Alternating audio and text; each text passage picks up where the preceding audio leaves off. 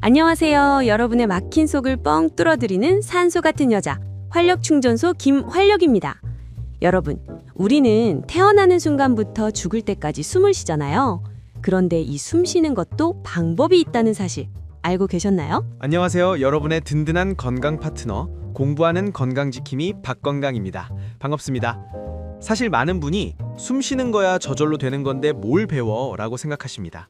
하지만 나이가 들수록 우리 몸의 호흡 근육도 노화가 오고 그 결과 숨이 점점 얕아지고 빨라지게 됩니다. 맞아요. 저도 예전에는 달리기에도 거뜬했는데 요즘은 계단 조금만 올라가도 헉헉 소리가 절로 나와요. 이게 단순히 체력이 떨어져서가 아니라 숨 쉬는 방법이 잘못돼서 그럴 수도 있다는 거죠. 네, 그렇습니다. 대부분의 중장년층은 폐의 일부만 사용하는 흉식 호흡을 하고 있습니다. 이렇게 되면 폐활량이 줄어들고 몸속에 산소가 충분히 공급되지 않아서 만성 피로와 면역력 저하의 원인이 됩니다. 산소가 부족하다니 내 몸이 숨막혀 하고 있었군요. 그럼 어떻게 쉬어야 폐가 건강해지나요? 예전에 요가 배울 때 배로 숨 쉬라고 하던데 그게 맞나요? 네, 맞습니다. 바로 복식 호흡입니다. 하지만 단순히 배를 내미는 게 아니라 우리 몸속에 숨겨진 근육인 횡격막을 제대로 사용하는 것이 핵심입니다. 횡격막, 갈비살 막을 때 들어본 것 같은데 그게 호흡이랑 무슨 상관인지 오늘 박건강 씨가 아주 속속들이 파헤쳐 주셔야 합니다. 네, 오늘 영상에서는 우리가 왜 나이 들수록 숨이 차오르는지 그 의학적 이유부터 하루 5분 투자로 폐 기능을 되살리는 기적의 호흡법, 그리고 불면증까지 잡는 478 호흡법까지 팩트에 기반해서 확실하게 알려드리겠습니다. 건강 씨, 일단 원인부터 짚어보죠. 아기들은 자면서 배가 볼록볼록 잘 움직이잖아요. 근데 왜 어른들은 가슴으로만 숨을 쉬게 되는 건가요? 아주 예리한 관찰입니다. 아기들은 본능적으로 완벽한 복식 호흡을 합니다. 그런데 나이가 들면 두 가지 변화가 생깁니다. 첫째, 폐를 감싸고 있는 갈비뼈와 주변 근육이 뻣뻣하게 굳습니다. 둘째, 구부정한 자세 때문에 등이 굽고 가슴이 움츠러듭니다. 아, 몸이 굳고 구부정해지니까 폐가 늘어날 공간이 없는 거군요. 정답입니다. 폐는 스스로 움직일 수 없는 장기입니다. 갈비뼈가 벌어지고 횡격막이 내려가면서 공간을 만들어줘야 폐가 풍선처럼 부풀어 오르는데 그 공간이 좁아지니 숨을 깊게 못 들이마시는 겁니다.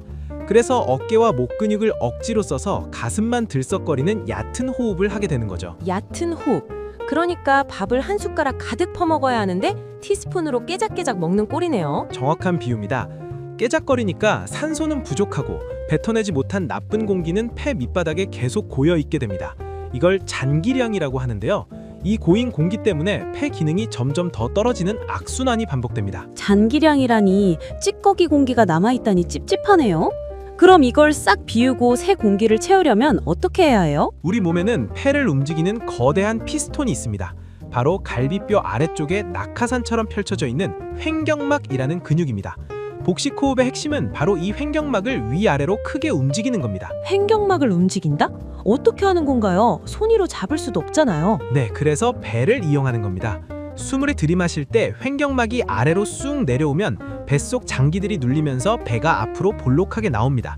반대로 숨을 내뱉을 때 횡격막이 위로 쑥 올라가면 배가 등 쪽으로 홀쭉하게 들어갑니다. 아, 그러니까 배가 풍선이라고 생각하면 되겠네요. 공기 들어가면 배가 나오고 공기 빠지면 배가 들어가고. 맞습니다. 이 횡격막이 상하로 잘 움직여줘야 폐의 가장 밑바닥 깊은 곳까지 산소를 가득 채울 수 있습니다.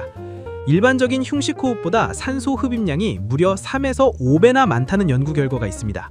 5배나요? 와, 이건 진짜 산소 보약이네요. 당장 배워야겠어요. 자, 그럼 가장 쉬운 자세부터 배워보겠습니다. 초보자는 앉아서 하는 것보다 누워서 하는 게 훨씬 쉽습니다. 중력의 영향을 덜 받거든요. 활력 씨도 상상하면서 따라해보세요. 1.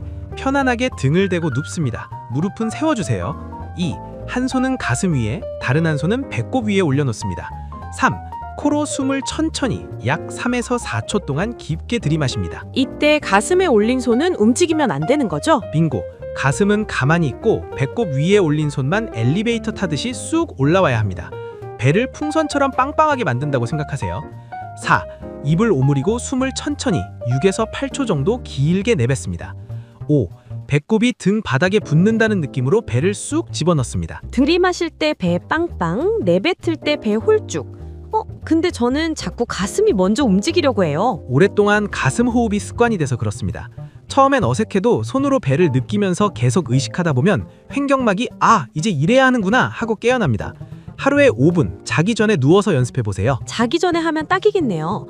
그런데 건강씨, 복식 호흡을 하면 폐만 좋아지나요? 심신 안정에도 좋다고 하던데. 네, 복식 호흡은 폐 기능 강화뿐만 아니라 자율신경계를 조절하는 최고의 스위치입니다.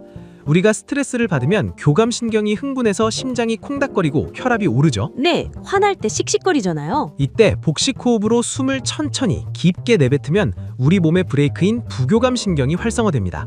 횡격막 주변에 부교감신경이 많이 분포되어 있거든요. 횡격막을 움직이면 진정 스위치가 켜지는 거군요. 맞습니다. 그래서 복식 호흡을 5분만 해도 심장 박동이 느려지고 혈압이 떨어지고 근육 긴장이 풀리면서 마음이 편안해집니다. 화병이 있거나 불안 초조하신 분들에게는 이보다 좋은 천연 안정제가 없습니다. 천연 안정제.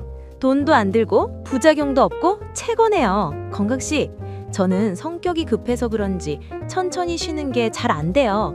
숫자를 세면서 하면 좀 쉬울까요? 아주 좋은 방법입니다.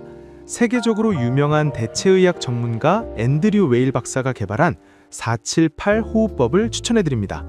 이건 불면증 환자들에게 특히 효과가 좋습니다. 478? 로또 번호인가요? 어떻게 하는 거죠? 숫자는 초를 의미합니다. 1. 4초 동안 코로 조용히 숨을 들이마시며 배를 부풀립니다. 2. 7초 동안 숨을 딱 멈춥니다.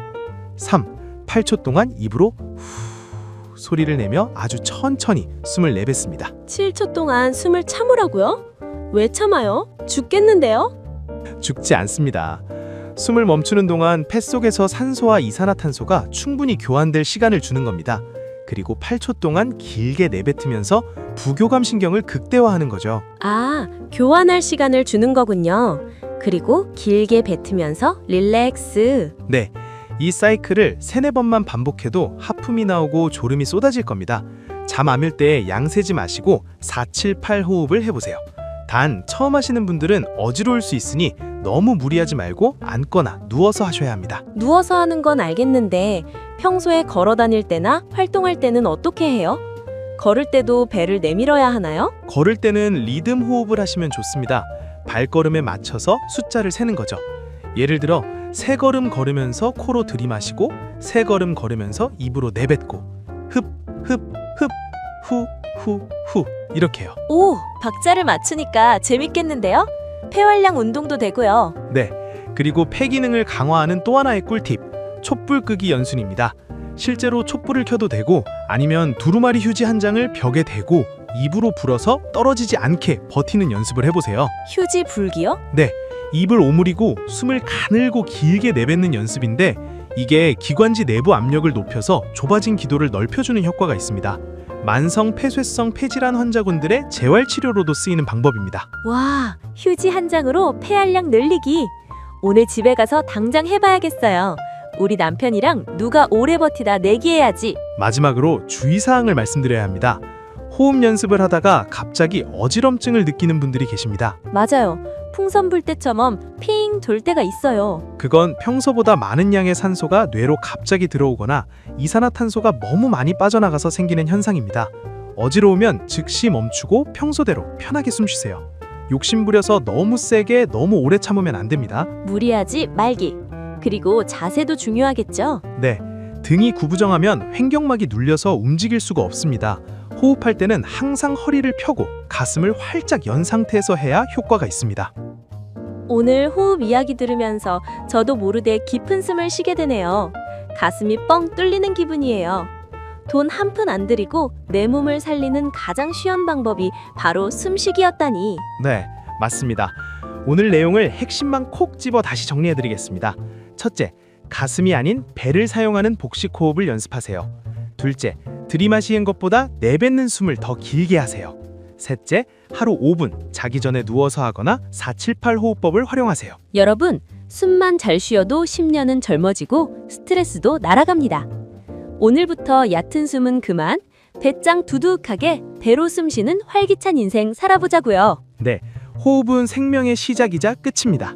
깊고 편안한 호흡으로 여러분의 폐와 마음에 신선한 에너지가 가득 차기를 바랍니다. 저희는 다음 시간에도 여러분의 건강한 삶을 위한 알찬 정보로 찾아오겠습니다. 여러분, 오늘도 깊게 숨쉬고 활기 넘치는 하루 보내세요. 안녕! 당신의 숨결마다 건강이 깃들기를 바랍니다. 감사합니다.